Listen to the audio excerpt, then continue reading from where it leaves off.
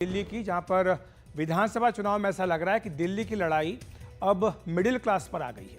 आज पीएम मोदी और आपके संयोजक अरविंद केजरीवाल दोनों ने मिडिल क्लास के लिए अपने अपने काम और वादे गिनाए।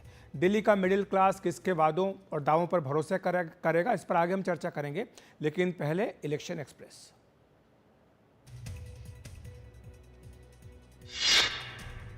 दिल्ली में पीएम मोदी ने आज बीजेपी कार्यकर्ताओं को मेरा बूथ सबसे मजबूत कार्यक्रम के तहत संबोधित किया। इस दौरान पीएम मोदी ने कहा कि आपदा वालों को दिल्ली की परवाह नहीं, आपदा पार्टी से दिल्ली को मुक्त कराना है।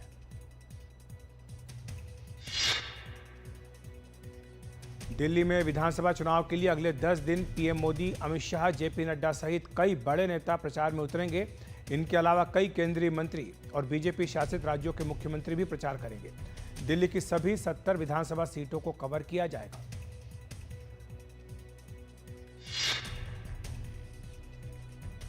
अजय माकन ने प्रेस कॉन्फ्रेंस कर अरविंद केजरीवाल सरकार पर 382 करोड़ रुपए के भ्रष्टाचार का आरोप लगाया है। माकन का कहना है कि अस्पताल बनाने में देरी हुई, जिसके कारण टेंडर का पैसा बढ़ता गया।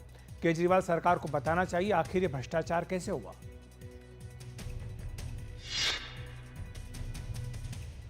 आम आदमी पार्टी के संयोजक अरविंद केजरीवाल ने आज केंद्रीय बजट से पहले 7 मांगें रखी। उन्होंने शिक्षा का बजट 2 से 10% करने, स्वास्थ्य का बजट 10% करने और 7 लाख की जगह 10 लाख तक आय पर कोई टैक्स न लगाने की मांग की।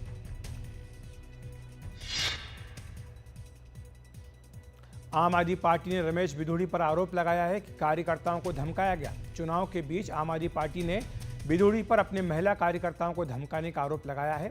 एक प्रेस कॉन्फ्रेंस में आतिशी ने कहा कि वो चुनाव आयोग से इसकी शिकायत करेंगे। वहीं केजरीवाल ने कहा कि बीजेपी पूरी दिल्ली में गुंडागर्दी कर रही है। बीजेपी नेता प्रवेश वर्मा ने आरोप लगाया कि दिल्ली में पंजाब के मंत्री, विधायक सहित पंजाब नंबर की हजारों गाड़ियां पहुंची हैं। उन्होंने सवाल उठाया कि दिल्ली में ये लोग क्या करने वाले हैं। वर्मा ने आप पर गैर कानूनी तरीके से चाइनीज कैमरे लगवाने का भी आरोप लगाया।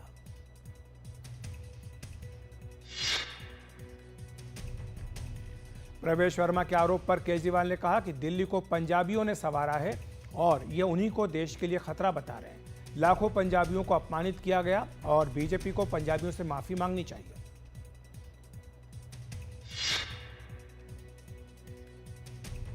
दिल्ली में आम आदमी पार्टी संयोजक अरविंद केजरीवाल की चुनावी सभाएं जारी हैं। आज उन्होंने त्रिलोकपुरी और पटपड़गंज में सभाओं को संबोधित किया। इस दौरान जहां उन्होंने अपनी सरकार की उपलब्धियां गिनाई, वहीं बीजेपी पर जमकर निशाना भी साधा।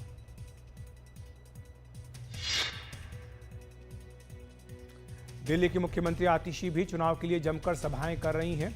आज उन्होंने मेहरौली और देवली विधानसभा क्षेत्र में प्रचार किया। आतिशी के निशाने पर भी बीजेपी ही रही।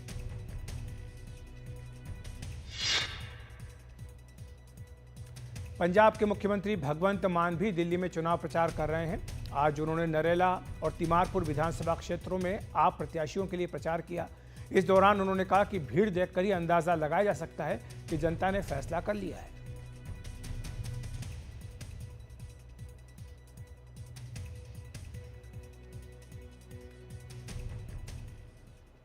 और दिल्ली के विधानसभा चुनाव में मिडिल क्लास पर सभी राजनीतिक दलों की नजरें टिकी हैं। मिडिल क्लास का रुख चुनावी परिणाम तय करेगा।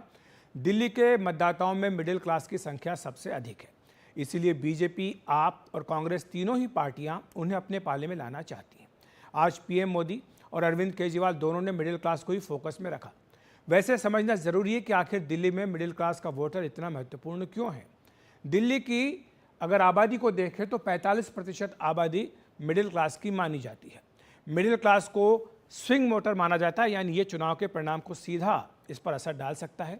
और एंटी इनकम्बेंसी को साधने के लिए ही आम आदमी पार्टी कोशिश कर रही है कि मिडिल क्लास को अपने पाले में लाया जाए। लेकिन क्या उनकी नाराज़गी आम आदमी पार्टी को भारी पड़ सकती है, ये सवाल पूछा जा रहा है। वोटिंग में गरीब तबके से पीछे रहता है मिडिल क्लास, इनका वोटिंग परसेंटेज, टर्नआउट कम रहता है। मिडिल क्लास कितना वोट डालता है, ये भी चुनाव का परिणाम इधर उधर कर सकता है। और इसीलिए आपको अगर पिछले आंकड़े देखें तो CSDS का सर्वे बताता है कि पिछले 2 विधानसभा चुनाव में दिल्ली में आम आदमी पार्टी को किस तरह से मिडिल क्लास का समर्थन मिला है। ये CSDS का पोस्ट पोल सर्वे है। गरीबों का वोट अगर देखें तो 2015 में 66% आपके साथ था, वहीं 2020 में 61% गया, निम्न वर्ग का 57% और 2020 में 63%, मध्यम वर्ग का 51 से 53%। ये काफ़ी बड़ा आंकड़ा है जो मिडिल क्लास का आम आदमी पार्टी के साथ है। और अमीरों का आंकड़ा देखें तो ये कमोवेश वही रहा है आम आदमी पार्टी के पक्ष में। अगर बीजेपी की बात करें तो ये आंकड़ा क्या कहता है ये भी एक बार देख लेते हैं। यहाँ पर बीजेपी के लिए गरीबों का आंकड़ा पिछली बार थोड़ा सा बढ़ा है, 33% पहुँचा। निम्न वर्ग का भी 31% पहुँचा, इसमें भी थोड़ा सा इजाफा हुआ। मध्यम वर्ग करीब करीब 40% पिछले चुनाव में बीजेपी के पक्ष में पहुँच गया था। और वहीं अमीरों का वोट भी बीजेपी के साथ 48% पहुँच गया। तो इस तरह से बीजेपी का समर्थन लगातार बढ़ रहा है मिडिल क्लास में और अमीरों में। कांग्रेस की अगर बात करें तो ये समर्थन कम होता जा रहा है। गरीबों का वोट केवल 4% कांग्रेस को मिला, निम्न वर्ग का वोट भी केवल 4%। मिडिल क्लास का भी समर्थन कांग्रेस के साथ नहीं दिख रहा और अमीरों का वोट भी कम हुआ। तो इस तरह से ये आंकड़े बताते हैं कि पिछले 2 विधानसभा चुनाव में मिडिल क्लास ने खुलकर आपका साथ दिया। हालांकि लोकसभा चुनाव में यही मिडिल क्लास बीजेपी के साथ आ जाता है, इसीलिए इसे फ्लोटिंग वोटर कहा जाता है, यानी वो वोटर जो हवा का रुख देखकर तय करता है कि किसे वोट देना है। इस बार मिडिल क्लास किसके वादों पर भरोसा करेगा, इसी पर चर्चा के लिए हमारे साथ 3 खास मेहमान जुड़ रहे हैं। राधिका खेरा हैं प्रवक्ता बीजेपी, प्रोफेसर अजय उपाध्याय प्रवक्ता कांग्रेस और ऋतुराज झा जी हैं प्रवक्ता आम आदमी पार्टी। आप तीनों का बहुत बहुत स्वागत है एनडीटीवी इंडिया पर। सबसे पहले प्रोफेसर अजय उपाध्याय आपसे शुरुआत करूंगा। कांग्रेस पार्टी का हमने आंकड़ा देखा, CSDS का पोस्ट पोल सर्वे है, कहता है कि हर वर्ग में कांग्रेस का समर्थन कम हुआ है। लेकिन आज का जो हमारा फोकस है मिडिल क्लास पर है, क्या आपको उम्मीद है कि मिडिल क्लास कांग्रेस पर दोबारा भरोसा कर सकता है जैसा कि शीला जी के वक्त पर किया करता था? देखिए, पिछली बार के जो आपने डाटे दिखाए हैं, मुझे लगता है कि वो डाटा कहीं ना कहीं हमारे लिए अमीरों का हो सकता है कम हो जाए, पर मध्यम वर्गीय परिवार जो है, जिसको हमने रोटी और कपड़ा और मकान की बात की, जिनके लिए हमने स्वास्थ्य और शिक्षा की बात की, और उन लोगों ने सदैव मध्यम वर्ग को हमने आगे भी बढ़ाया। मध्यम वर्ग जो है, लगभग 28 करोड़ लोग जो गरीबी रेखा में थे, उनको ऊपर लाया हम लोगों ने मनमोहन सिंह जी की जब सरकार थी। शीला जी की सरकार ने भी लगातार काम किया। तो मध्यम वर्ग निश्चित तौर पे पहले भी और अब भी कांग्रेस पार्टी के साथ खड़ी होगी। आगे इस चुनाव में भी एक निर्णायक भूमिका में रहेगी। ठीक है। जहां तक बात अरविंद केजरीवाल जी की आपने की है, अरविंद केजरीवाल जी ने मध्यम वर्ग को लगातार धोखा दिया है। शिक्षा के क्षेत्र में आप दिखावे की बात करते रहे, एक भी हायर एजुकेशन नहीं, एक भी कॉलेज विश्वविद्यालय नहीं। शिक्षा का बजट दूसरे को कहते हैं 10% कर दो, आपने क्या किया? स्वास्थ्य के मामले में जो मिडिल क्लास सबसे ज्यादा परेशान दिल्ली में है, मिडिल क्लास सड़कों पर है, यातायात के मामले में परेशान है। रोज गाड़ियों को उसको पहले जाना पड़ता है कि भाई आज गाड़ी हम ले जाएं कि नहीं ले जाएं। जिस तरह से मिडिल क्लास ट्रेवल कर रहा है आपके मेट्रो में, जो धक्के खाना पड़ रहा है, ये सारी चीजें कहीं ना कहीं तय करेंगी।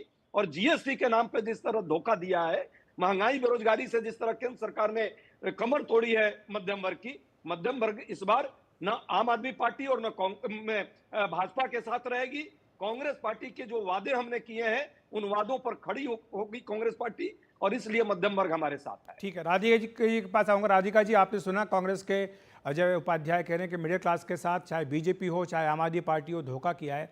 लेकिन हम ये देख रहे हैं कि आम आदमी पार्टी लगातार कोशिश करी कि बीजेपी के पाले से मिडिल क्लास वोट को अपने पाले में लाया जाए। पिछले 2 चुनाव में साथ तो रहा है मिडिल क्लास, लेकिन बीजेपी में उनका समर्थन बढ़ रहा है। इस चुनाव में आपके साथ आए, इसके लिए आप क्या करेंगे? बजट भी आने वाला है, क्या बजट से वो उम्मीदें करें? सभी को नमस्कार। देखिए, लगातार भारतीय जनता पार्टी चाहे मध्य वर्ग हो चाहे गरीब हो, हर वर्ग के लिए काम करती आ रही है। इसीलिए लगातार पिछले तीसरी बार हमारी सरकार देश में बनी है और पिछले 2 बार से हम लोकसभा में भी हमारे सांसद जीत के आ रहे हैं। अब मिडिल क्लास हो या कोई भी वर्ग हो दिल्ली का, उनकी बेसिक क्या जरूरतें होती है, चाहे वो कोई भी वर्ग हो, अमीर आदमी भी होगा, उसको साफ हवा, साफ पानी, बिजली, इन चीजों की जरूरत होती है, अस्पतालों की जरूरत होती है, अपने बच्चों की शिक्षा के लिए जरूरत होती है। आम आदमी पार्टी ने पिछले 10 साल में दिल्ली को क्या दिया? पोल्यूशन का दर बढ़ा और बार बार ये कहा गया कि पराली का सोल्यूशन निकाला जाएगा, मेरे पास सोल्यूशन है, पंजाब में हमारी सरकार आएगी, देखना यहाँ पे प्रॉब्लम सॉल्व हो जाएगी। वो नहीं हुआ। साफ पानी, एमसीडी का पानी इतना गंदा है कि वो पीने लायक नहीं, और ये हर तरीके की रिपोर्ट बता चुकी है। दिल्ली में ऐसी इतनी जगह है जहां पे लोगों को खरीद के पानी भरना पड़ता है और टैंकर से पानी लेना पड़ता है। इतना गंदा यमुना का पानी है, जो यमुना साफ होनी थी, तैराकी होनी थी, कुछ नहीं हुआ। केजरीवाल साहब ने साफ तौर पे कह दिया कि क्योंकि यमुना जी साफ करने से वोट नहीं बनेगी तो हम नहीं करेंगे। 500 स्कूल खोलने का वादा किया गया था दिल्ली में, 60 स्कूल भी नहीं खोले गए। स्कूल जी बाथरूम्स को नए क्लासरूम बना के दिखाया गया। 1300 करोड़ का स्कूल में 1300 करोड़ का घोटाला इन्होंने शिक्षा के नाम पर किया। 2800 करोड़ का इन्होंने शराब घोटाला किया। वादा किया था गरीबों को घर देंगे, मिडिल क्लास को गरीबों को घर देंगे, गरीबों तक को लूट लिया, लोगों से 1-1 लाख रुपए ले लिए और वो जी घर कभी नहीं दिए। खुद के लिए शीश महल बना दिया। मिडिल क्लास जब कोरोना काल में जूझ रहा था, हर वर्ग जूझ रहा था, ऑक्सीजन के लिए तरस रहे थे, दवाइयों के लिए तरस रहे थे। दिल्ली में लाशें पड़ी थी सड़कों पे, ऑक्सीजन अवेलेबल नहीं था, दूसरे राज्यों से लाके देना पड़ रहा था। दिल्ली की सरकार कुछ नहीं कर रही थी, हर चीज पे हाथ खड़े कर रही थी। क्यों? क्योंकि वो भ्रष्टाचार में लगे हुए थे। 2800 जी करोड़ रुपए उन्होंने गटकना था। तो ऑक्सीजन जो उन्हें नहीं मिला, उनके बच्चों को जो शिक्षा नहीं मिल रही, बाथरूम को क्लासरूम बनाया जा रहा है, साफ हवा नहीं मिल रही, बिजली, ये लोग कहते हैं हम 24 घंटे बिजली देते हैं। ठीक आप है। सुबह देखिएगा 6:30 बजे से, अखिलेश जी मैं दिल्ली में रहती हूँ, सुबह 6:30 बजे से बिजली जानी शुरू होती है। दिन में कम से कम 6 बार पावर कट होता है। कौन सी 24 घंटे बिजली देती है? कोई ठीक भी है, दिल्ली वाला है आपको ये बता सकता है। और अगर ये मेरे को बिल्कुल गलत प्रूव करेंगे तो आप खोल के देख लीजिए दिल्ली इलेक्ट्रिसिटी बोर्ड की और सारी जो हेल्पलाइंस है ट्विटर पे है, उस पे कितने लोग कंप्लेंट डालते हैं और कितना कुछ लिखा होता है, पूरे दिल्ली के सामने है। जी। ना पानी साफ, ना राधिका जी, अब मुझे हॉस्पिटल ऋतुराज एक जी के नहीं पास खोला। जाना तो होगा। मिडिल आपने क्लास आरोपों की झड़ी लगा दी है, लेकिन ऋतुराज जी आज आप सिर्फ बीजेपी से ही हमला नहीं झेल रहे हैं, बल्कि आज इस हमले में कांग्रेस पार्टी भी शामिल है। और आज अरविंद जी ने जिस तरह से मिडिल क्लास का मुद्दा उठाया है, बीजेपी ने भी उसका जवाब दिया है। अखिलेश जी, सबसे पहले तो भाजपा जो बौखलाई हुई है, भाजपाइयों को जो इतना दर्द हो रहा है, क्योंकि ना उनके पास चेहरा है, ना कोई नैरेटिव है, ना कोई एजेंडा है, इसलिए बहुत ज्यादा बौखलाहट है। आपको मैं बताऊं कि मिडिल क्लास वोटर, देखिए मिडिल क्लास सबसे ज्यादा मारा जा रहा है, क्योंकि केंद्र सरकार ने इतने टैक्स लगा रखे हैं, जिसको टैक्स टेररिज्म कहा जाता है। दिल्ली में 11 साल से केजरीवाल जी की सरकार है, किसी भी टैक्स को बढ़ाया नहीं गया, ताकि और साथ में जो हमने स्कूल ऑफ एक्सीलेंस खोले, शिक्षा में जो काम किया, उसकी वजह से 4 लाख बच्चे प्राइवेट स्कूल से नाम कटाकर सरकारी स्कूल में पढ़ रहे हैं, 24 घंटे बिजली दे रहे हैं। आज जो हमारी जन कल्याण सुविधाएं हैं, चाहे मोहल्ला क्लिनिक्स हो, हर चीज का टैक्स को हमने बढ़ाया नहीं, उसका फायदा मिल रहा है। लेकिन सबसे ज्यादा जो मार झेल रहा है मिडिल क्लास, वो जो जैसा कहा गया कि टैक्स, हर चीज में टैक्स। आप सोचिए कि इलेक्ट्रिकल व्हीकल पॉलिसी अगर केजरीवाल जी लेकर के आए तो सबसे ज्यादा बेनिफिट मिडिल क्लास को मिला। तो केजरीवाल जी ने नरेंद्र मोदी जी से यही डिमांड किया है कि मिडिल क्लास को राहत देने के लिए इनकम टैक्स में, क्योंकि अभी बजट आने वाला है, अभी अगले 1 महीने के अंदर में हमारा यूनियन बजट आएगा, तो उन्होंने कहा कि इनकम टैक्स में जो है 7 लाख से लेकर के 10 लाख तक का जो है सो इनकम जो है सो टैक्स फ्री होना चाहिए। हमारा एजुकेशन का बजट जो है सो 2% से 10% होना चाहिए। दिल्ली में आपने देखा कि दिल्ली सरकार 25% अपने बजट का जो है सो शिक्षा पे खर्च करती है, जी स्वास्थ्य पे खर्च करती है। इसी तरीके से यूनियन बजट में भी 10% कम से कम खर्च स्वास्थ्य पे होना चाहिए। जो सीनियर सिटीजन्स को ट्रेन के अंदर में, आपको याद होगा, सीनियर सिटीजन्स को बेनिफिट दिया जाता था, इनकी सरकार ने बंद कर दिया, उसकी वजह से कितना जो है सो दिक्कत होती है। तो सीनियर सिटीजन्स को वो बेनिफिट वापस देना चाहिए। इसी प्रकार से, क्योंकि एक सीनियर सिटीजन्स को जो हेल्थ इंश्योरेंस है केंद्र सरकार की तरफ से, वो देना चाहिए। तो 7 चीजों का डिमांड दिया गया है, क्योंकि हमारा मिडिल क्लास वोटर जो है वो जी देश को टैक्स देता है, और उस टैक्स के पैसों को ये जो मोदी जी हैं, डंकापति जी हैं, अपने एक दोस्त को दे देते हैं। ठीक है राधिका जी, संक्षेप में आप जवाब देना चाहती हैं? राधिका जी, आधा से ज्यादा, जी राधिका जी, संक्षेप में, मेरे पास बिल्कुल समय नहीं, मुझे ब्रेक लेना होगा। राधिका जी, और एक चीज अखिलेश जी, नहीं जी, अब मेरे पास समय नहीं है, समय नहीं। ऋतुराज जी, राधिका जी के पास जाना होगा। इन्होंने स्कूल की बात करी तो सुन लीजिए। हाँ। एनडीटीवी बहुत बड़ा चैनल है, आप बहुत बड़े पत्रकार हैं। ये जो स्कूल की बात कर रहे हैं, स्कूल की लिस्ट है पूरी, जो नए स्कूल हैं, 24,000 कमरे भी बनाए, और साथ में डीडीए से जमीन खरीद के जो नए स्कूल ऑफ एक्सीलेंस बनाए। कांग्रेस और बीजेपी दोनों आपके दावे पर सवाल उठा रहे हैं, आज दोनों एक सुर में बोल रहे हैं इस बात को लेकर के। चैलेंज करता हूं, वो आपका कैमरामैन होगा, आपका रिपोर्टर सिर्फ होगा, झूठ बोलने का राधिका मशीन जी चले, है ऋतुराज जी। इनको हम स्कूल चलिए, दिखाएंगे, चलिए, इनको कमरे भी दिखाएंगे, टॉयलेट भी दिखाएंगे, लाइब्रेरी भी दिखाएंगे, स्विमिंग पूल भी दिखाएंगे, लिफ्ट भी मोहल्ला दिखाएंगे, क्लिनिक हो, स्कूल हो, अस्पताल हो, शहरों पे चलेंगे। चलिए अखिलेश जी, चलिएगा, कैमरा लेके ही चलते हैं। बिल्कुल मैं तैयार हूँ, भागे मैं पकड़ केजरीवाल की तरह। झूठ वाले लोग कभी झूठ नहीं होते हैं ना। अब अखिलेश जी को मुझे लगता है समय से ज्यादा समय मिल गया। मेरे पास माफी चाहूंगा राधिका जी, आप चाहती थी कुछ बोलना, लेकिन मैं बिल्कुल आपको समय नहीं दे पाऊंगा। मैं क्षमा चाहता हूं आपसे तीनों से ही। आपका धन्यवाद हमारे साथ जुड़ने के लिए। मुझे ब्रेक लेना होगा और ब्रेक के बाद हम तुरंत हाजिर होते हैं।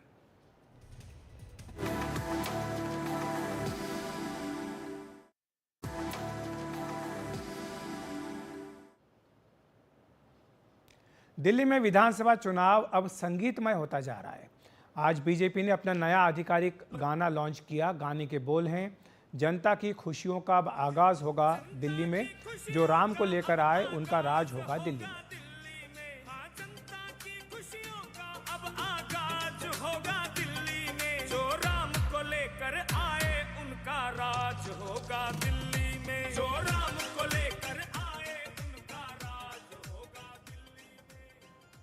वहीं आम आदमी पार्टी ने भी एक नया गाना रिलीज किया है। इसके बोल हैं, आएंगे केजरीवाल, फिर से लाएंगे केजरीवाल।